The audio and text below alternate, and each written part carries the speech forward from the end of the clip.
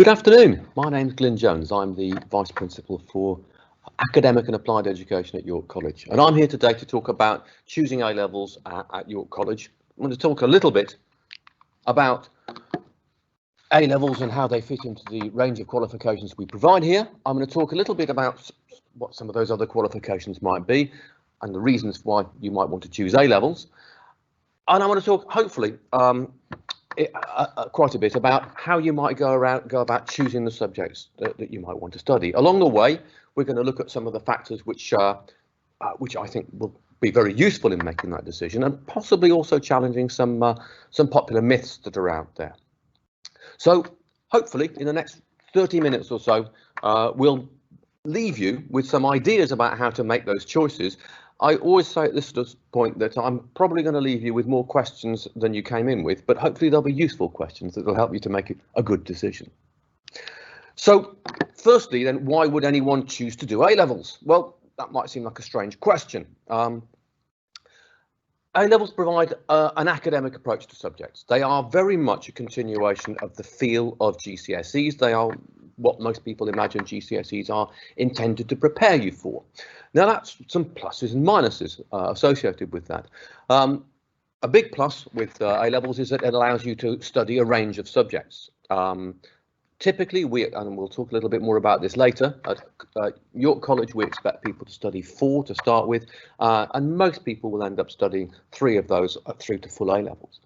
That range of subjects can give you the opportunity to keep your options open, at least for another year before you start making applications into higher education or thinking about what kind of job you'd like to do after you've left college. It plays to your strengths to do A-levels if you can hit some of these qualities I've listed here. It's important to understand that the A-level assessment is very exam-centered, as we'll have seen in the news recently. That does require you to develop strong writing skills at a level which is considerably higher than GCSE, and it really is designed for people to enjoy an intellectual challenge. They are even the quite practical A-level subjects have got a strong theoretical element, so it's a very intellectual approach to a subject. Most people know more about A-levels when they start thinking about their choices post-16 than they do about anything else. A lot of this is because it's what a lot of their teachers know and did, and maybe their parents as well. But it is worth understanding what the alternatives are. Vocational qualifications, as we call them broadly, I often refer to them as diploma-based qualifications, are very good if you've got a very clear idea of what you actually are very strongly interested in, what you want to do.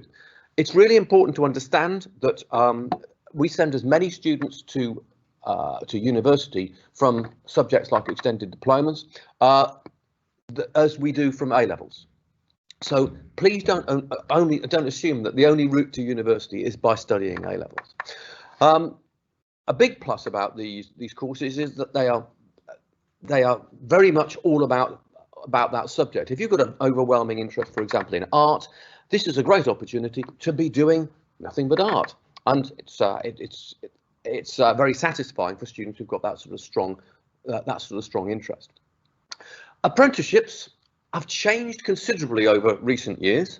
They're available in a much wider range of subjects and levels than they used to be. So people used to associate apprenticeships with quite a narrow range of subject areas. Apprenticeships exist in, for example, at the moment in areas like science, in digital technologies, as well as the more traditional areas that we're familiar with, like construction, engineering, and so on. They also take you potentially on a pathway all the way up to degree level qualifications. And of course, they have the added benefit that you can be earning while you're learning. It is important for an apprenticeship, however, I've got to stress this, that you do need a job and employment in order to be studying for an apprenticeship with us. But we can talk to you and help you with that. However, you've clicked on this because it said A-level, so I'm going to talk primarily about A-level. As I said earlier, York College continues to enrol students to 4 subjects, and this is for a number of reasons. We still use AS exams for these reasons primarily. We want students to get a clear idea of how well they're doing after 1 year, and we want to get a clear idea of them ourselves. We want students, even if they only study one subject, one of those 4 subjects for 1 year and then stop, to have something to show for that period of study that they've got. And they're often surprised at which ones they turn out to be their strongest. We get an awful lot of students learning very vital revision and exam skills, and this year, I have to say, more than any other year, we are now dealing with students who have actually got through, moved through year 11 without actually having sat GCSE exams in anger. And one of the things that I'm really keen about is making sure that those students have developed the exam and revision skills that they're going to need for A levels. AS exams provide a really good opportunity to do that. The other reason is universities value AS grades a great deal. AS grades will appear on your university application form, and I have lost count of the number of students who we get who turn in really excellent AS grades, and because of that we're able to persuade them that actually they are capable of achieving more than they thought they could. And some of those students end up applying to places like Oxford or Cambridge or other top level universities and doing marvellously well. So that's a bit about how we operate. Normally people will start with 4 subjects, and most people will continue with 3 of those into the second year. However, students can continue on with all 4 subjects if they want to. In order for that to be a good idea, we say as a bare minimum, you need to have got 4 grade Bs at your AS in order to do that. And even then, one of the things we want to do is have a conversation with a student to make sure that it is a good thing. I'll give you an example. If you have a student who's planning on applying for a particular course for which they say, we need you to get 2 A's and a B, what we don't want is that student to get an A and 3 B's and then not get into the university that they want to get into. So we do need to understand their ambitions and how it all fits together. In addition to that, there's an opportunity for students going into their second year to pick up another qualification as well, if they want to. In order to satisfy us about that, we need to be confident that they're coping well, if you like, with their main program. So if they've got 3 Bs or better at AS, they've got the option of either, in some cases, picking up an extra AS, which some people do if they have a bit of a change of direction. Otherwise, we have people who pick the very popular extended project qualification. I'm notorious for going on about the EPQ at length, so I'll try and keep it as brief as I can. The extended project qualification carries half the university points that an A level does, but it's also very highly regarded by a lot of universities. The Russell Group, which is a group of many of the top universities, in many cases will reduce their overall offer if you get an A or an A star in your extended project qualification. And year on year, somewhere between 70 and 80% of our students who do an EPQ end up with an A or an A star. It can be a big written project, it can be something that you make, or it could even be a performance. And it's partly about what you end up producing, but it's also about the journey to get there. Most of the students who do it say that it's the best thing they did while they were at college, because you can do it on anything that interests you, as long as it's not amoral or illegal, which generally is fine for most of our students. As I say, it also gives you, as well as those additional points, or as well as impressing the university, it develops higher education skills extremely well. And it's also something very useful to talk about when you're at a university interview. Now, not all universities interview, but an increasing number of the top end ones do, and Oxford and Cambridge always do, as do medical schools and veterinary schools, with the exception of Edinburgh. And what we find is that these students, when they're at an interview, they have something that they really do know a lot about, the subject that they've studied for their extended project qualification, and they speak extremely well. I'm an interviewer for Hull York Medical School, and I often see students talking about their extended project qualification, and they absolutely open up and acquit themselves incredibly well because of it. So it's a really strong qualification to do. So something else to fit in. And in addition to that, just to add something else to consider, we also offer students a number of other options. As well as having nearly 40 A-level subjects to choose from, we also have a smallish number of of small A-level size BTEC qualifications in engineering, applied law, applied psychology. We also have a small number of qualifications like the extended project and a few small additional qualifications that are at a level below A level, and we have some non-exam development centres in a range of sports and one in music, which are designed for people who are intending to go into those areas as their next step, to develop a range of additional skills. So those are also things which we can factor into your overall A-level programme. Now, the idea of this talk was to try and actually make things easier for you. I apologise if I've made it a little bit harder by presenting you with a lot more things to think about. But what I'd like to start now is to think about some of the ways in which we can choose from all of those options. Now, one subject, one topic which doesn't necessarily immediately spring to mind is the issue of coursework. Here's a thought. A lot of people will have done coursework in GCSE. Many of you would have found that it's something that you do really well. Often people expect to do better in coursework than they do in the theory part of a course. So that sounds like a great thing.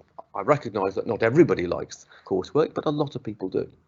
However, A-level coursework, when it does occur, tends to be a very large part of the course in question. Listed here are subjects which have got 50% or more assessment through coursework in one or both of the years of an A-level. Now, one of the things which we say is please try to avoid having more than 2 of these courses in your overall timetable if you possibly can. Now, that might, again, bearing in mind that we run courses which are entirely assessed through coursework elsewhere, you might think that's a rather strange thing to do. But the reality is this: these A-level courses all tend to have their coursework deadlines at pretty much the same time. And what tends to happen is if people have got 3 or even 4 of these subjects, they wind up with these deadlines mounting up on them in a way that just spirals out of control. So unless you want to give yourself the spring term from hell, we really encourage people not to have more than 2 such subjects. Where it's managed at 2 subjects, it works very well, and it's got some great benefits in having got a lot of the work and the grading done before the exams start. But too much of that can create other problems, as I've just said. Now, one of the interesting factors that I always see is the differences in approach from students when they're trying to weigh up and compare the ideas of familiar or new subjects. So some subjects are subjects that students are very familiar with. They've studied them at GCSE. And a common and perfectly reasonable approach to this choice of A-levels can be, I enjoyed these subjects at GCSE and I'd like to go on to study them at A-level. Other people have a very different approach, and they get very excited about subjects that they've never seen before, they've never done before, because they're exciting and new. So, and we have a huge range of those as well as you might imagine. Both of these carry some perils. To start with familiar subjects, there's an expectation among some people that it'll just be pretty much the same as it was at GCSE, maybe with a bit more stuff to learn and some longer words. It doesn't work like that. So an important thing to try and understand is how does that subject differ between GCSE and A-level. There are some general ways in which I can say all GCSEs differ from all A-levels.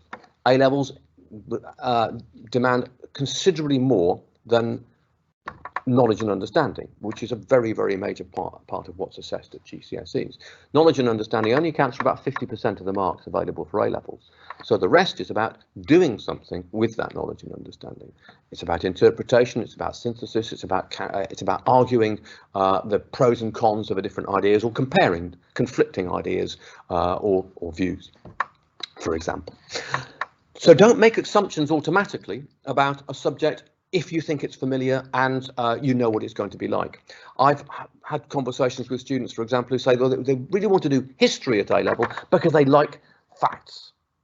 That's a bit of, most historians would look rather alarmed if you were to say that, because of course history is very much about weighing often very conflicting evidence and trying to come up with an interpretation about, well, what do we think really might have happened? Our view of history has changed massively in the context of the society that we currently live in. Similarly, we wind up with people who would imagine that, well, I've had students come to me and say, I'm a bit surprised about French. There's so much grammar in it. This sort of thing shouldn't come as a surprise if you do your homework, but it is important to understand the sort of thing that comes up. But what about those new subjects? The new subjects have got another sort of sense of risk, and that is because students can look at these subjects and fall in love with what they think that subject will be like. A classic example of this is psychology, which is, after maths, I think it's our second biggest subject at AS. Psychology is many things. It's a fascinating subject. It's a study of the mind and how it works, and it's a science. That means there's maths in it. My background is in biology, and it somewhat embarrasses me at times to have to admit that there's more maths in A-level psychology than there is in A-level biology now. That takes quite a lot of people by surprise. Let me tell you some of the things that psychology isn't. And when I have a room full of people, a lot of people tend to laugh at this, but nonetheless, I've come every year across students to whom this comes as a bit of a surprise. Psychology is not going to make you Derren Brown. It doesn't involve lying on a couch and talking about your dreams. It won't tell you how to read people's minds or do anything rather spooky like that. And in years gone by, we used to talk about it not making you like Robbie Coltrane in Cracker. That's for the older parents if you're watching. It is important that we understand what we're getting ourselves into. So with a new subject, have a close look at what it is you'll actually be studying. And now, for the second most important thing that I'm going to say in this talk. The first one is about to come later, but this is the second most important thing I'm going to say. It's not just what you study, but it's also about how you study and how you're assessed. People always ask about what do you learn, what do you study, what's it like? But as important is the how you study and how you're assessed, because that can make a huge difference as to whether you're going to enjoy that subject or not, or whether you'll do well in it. Let me give you some examples. You can be absolutely fascinated by the ancient world and want to know all about the ancient Greeks and Romans. Absolutely great. But if the idea of writing long essays fills you with dread, then think twice about studying ancient history. Because ancient history has got the longest essays out of all of the A-levels. I'm not trying to put you off, but it's an important factor. Similarly, if you're looking at studying something like film studies requires you to work as a group. You have to work with other people. And there are other courses which do that. For many people, that's a big plus. For some people, however, the idea of depending on other people is something that they feel uncomfortable with. So it's important to know about ideas like that. So how you study and how you're assessed can have a real bearing on whether you're going to enjoy that subject or not. So in order to try and make that match, one of the things you can do is ask yourself, what are my strengths? What are you good at? Are you an essay writer, or do you really not like the essay questions when you have to do them at GCSE? Are you a creative person? Do you like calculating? Are you a hands-on person? Do you like reflecting and evaluating? Do you perform well in coursework or exams or practical assessment? Now would be a good time to look back on what happened in the last couple of years and think, well, actually, which of these is your real strength? And what does that tell you about you? And I have to say, it's often very revealing when we look at the detail of people's GCSE results.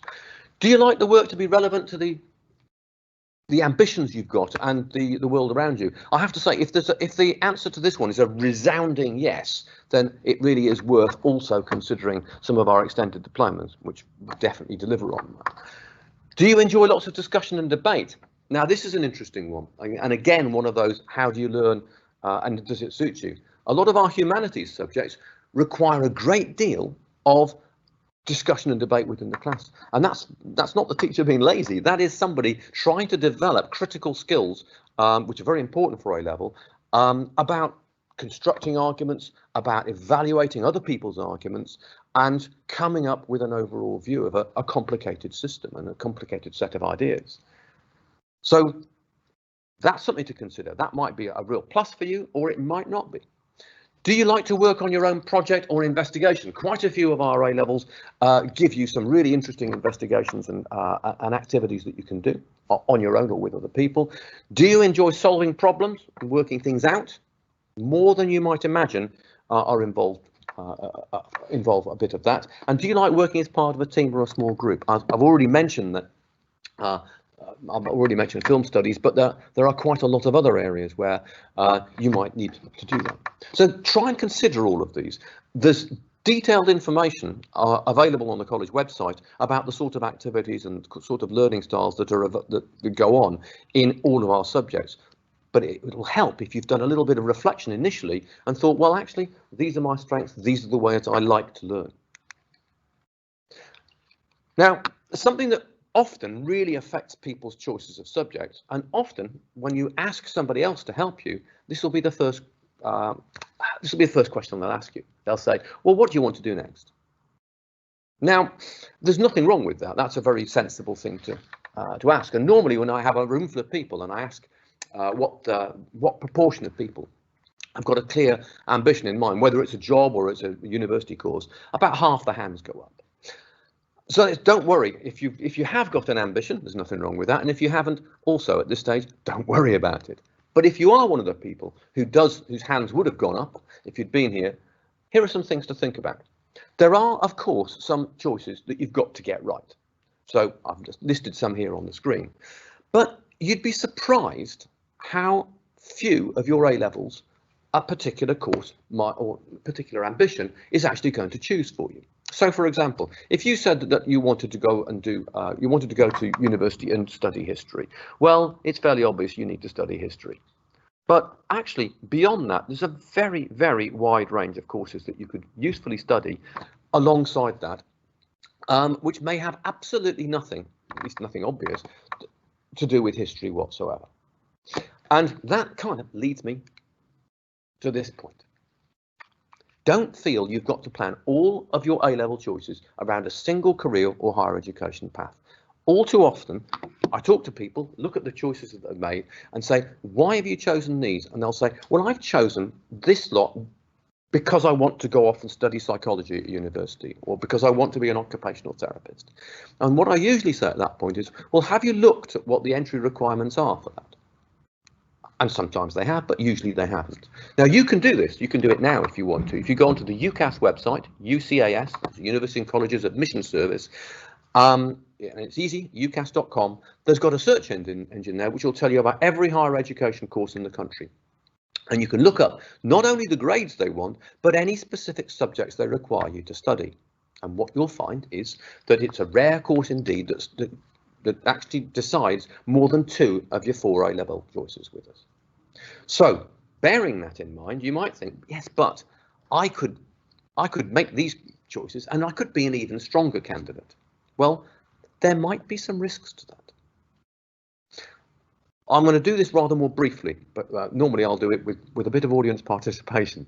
But imagine we're in one of my biology classes and I have 2 students in front of me. Both of them want to go and do medicine.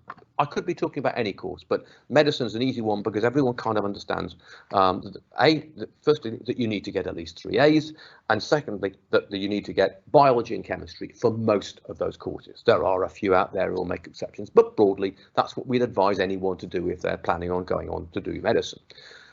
Now, this is a second year course. We're at the beginning of the second year, so these students have gone down to 3 subjects in most cases.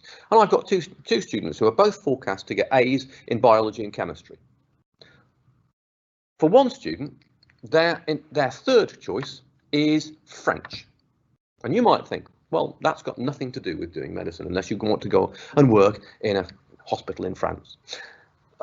Next to them sits a student, same forecast for biology and chemistry, but their 3rd subject is physics. And you might think, physics, that could be quite handy when you go to university and study medicine. And you'd be right, it might be. There might be times when it does. However, the student is planning to do French is forecast an A. The student who's planning to do physics is forecast a B. Which of those students do you think is the most likely to get an invitation for an interview from a medical school?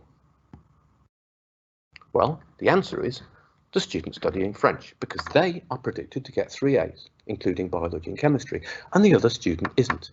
Now, obviously, it's true that if they were forecast an A, they would be a more attractive candidate. But often, we wind up picking subjects which aren't necessarily playing to our strengths, and we're doing it unnecessarily in order to try and make ourselves a more attractive candidate. Even worse is a phenomenon that a colleague of mine sometimes refers to as education as broccoli. This doesn't work if you like eating broccoli. But the idea of education as broccoli is simply studying something which you don't really like, but you think it'll do you some good.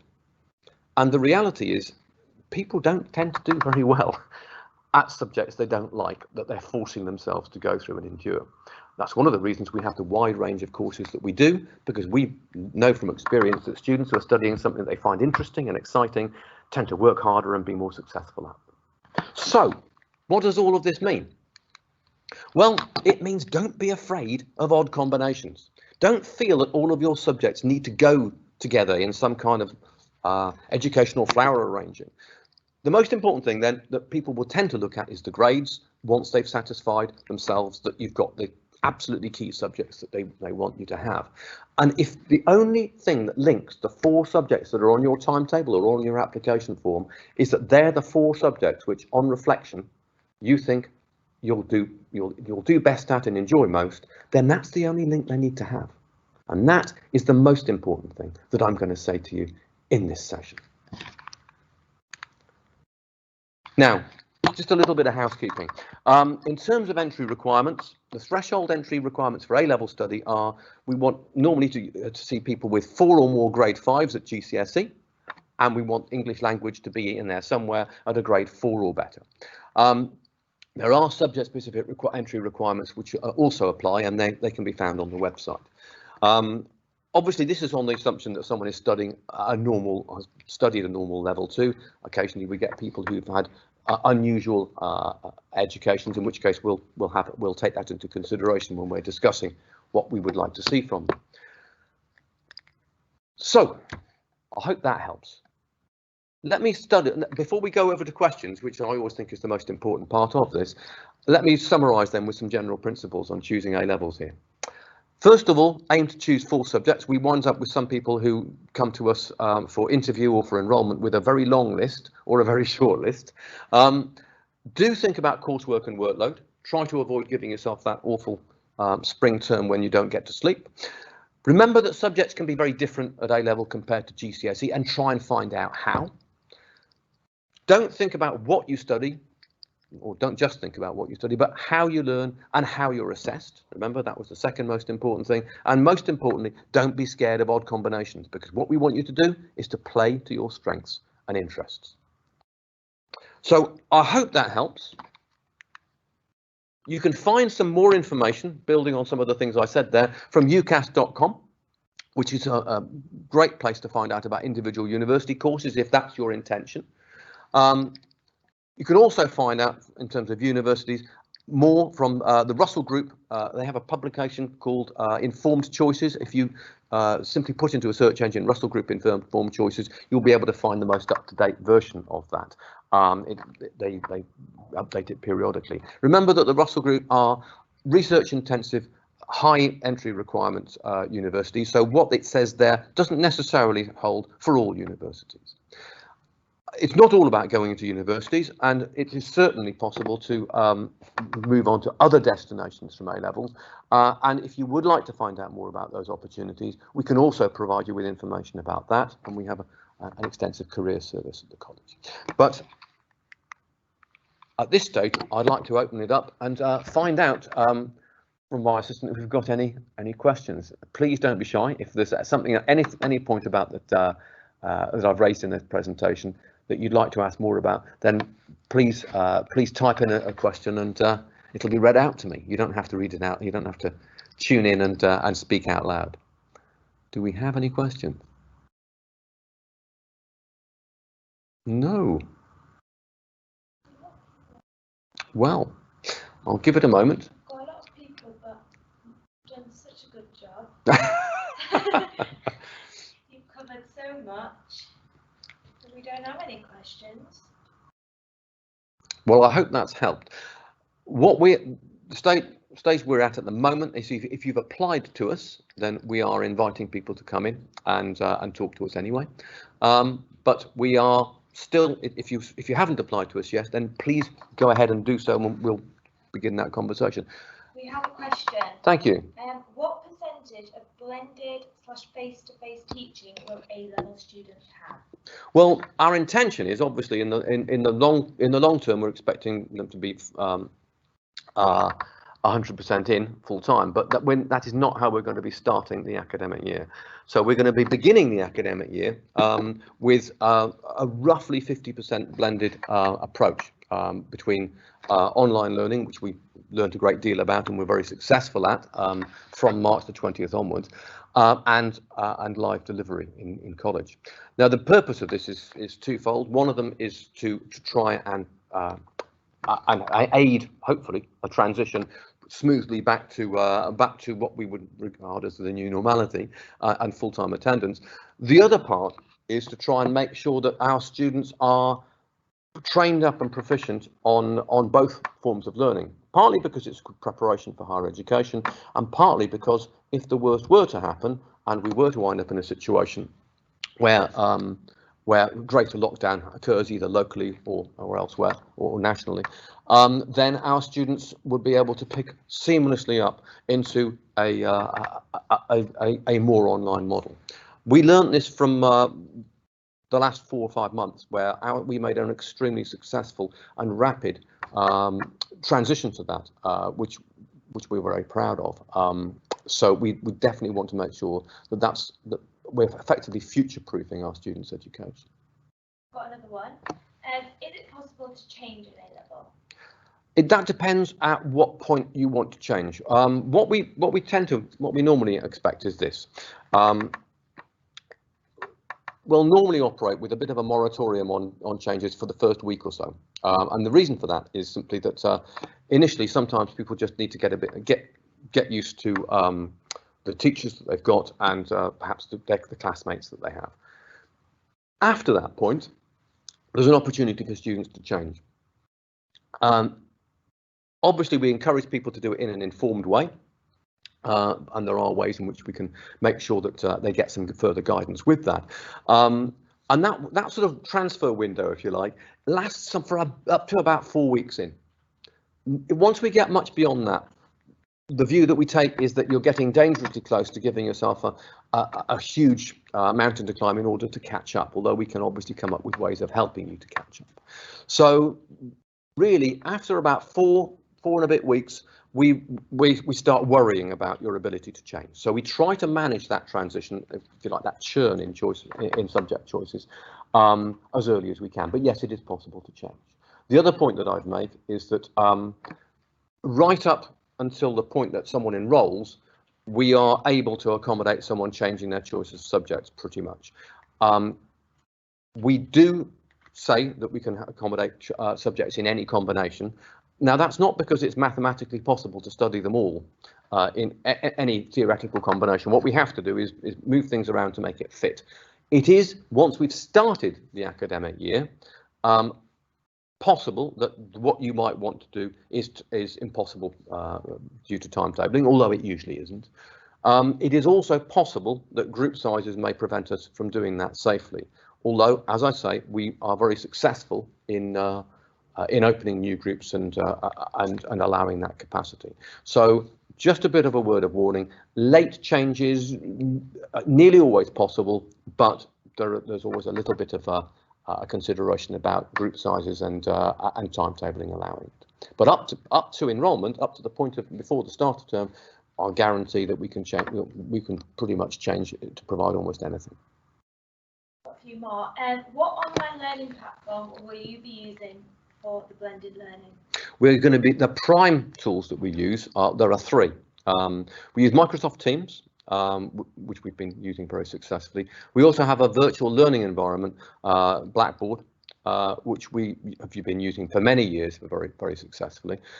In addition to that, we have a pastoral tool and a communications tool which we use for communication with students and with parents, and where we, for example, put records of the students' individual learning plan, information about their ambitions and records of conversations with the students, and that's called the students' end of that is called ProPortal.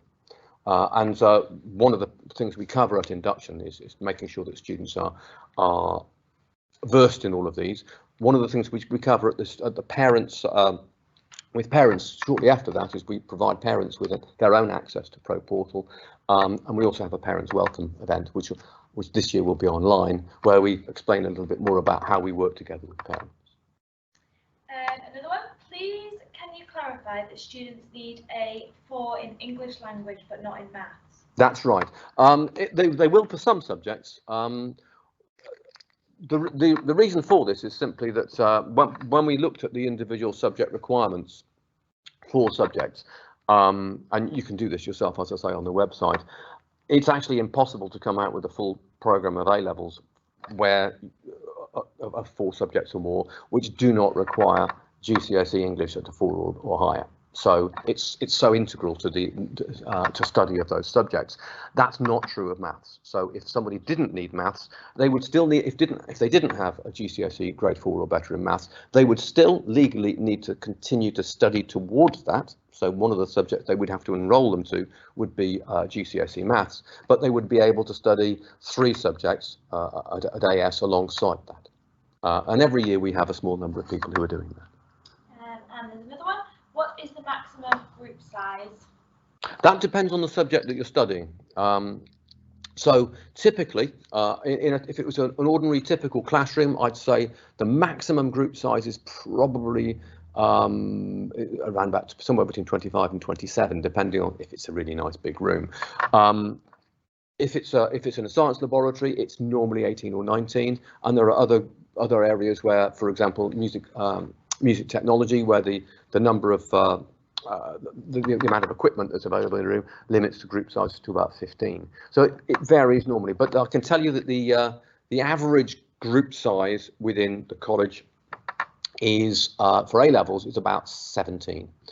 Now, what I would say is, as we go into this initial transitional timetable, when we in the course of getting back, we are going to be, as I said before, dividing those groups into 2. So within a classroom, in terms of social distancing and trying to make sure that everyone's as safe as possible, then the normal figures would be approximately half that.